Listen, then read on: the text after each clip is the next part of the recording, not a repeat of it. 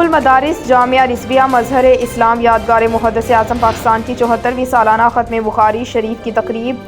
हमारे divisional bureau chief Rana Faisal की तफसीलात के मुताबिक उम्मुल मदारिस जामिया रिज़विया मज़हर इस्लाम यादगार मुहद्दिस आज़म पाकिस्तान की 74वीं सालाना ख़त्म बुखारी शरीफ की तकरीब का इनेकाद हुआ। पुरवकार तकरीब में इमसाल मुख्तलिफ शोबाजात से 174 तलबा को दस्तारे फजीलत से नवाजा गया। आपको एक बार फिर बताते चलें, उम्मुल मदारिस जामिया रिज़विया मज़हर इस्लाम यादगार मुहद्दिस आज़म पाकिस्तान की 74वीं सालाना ख़त्म बुखारी शरीफ की तकरीब का इनेकाद। पुरवकार तकरीब में इमसाल मुख्तलिफ शोबाजात से 174 तलबा को दस्तारे फजीलत से नवाजा गया।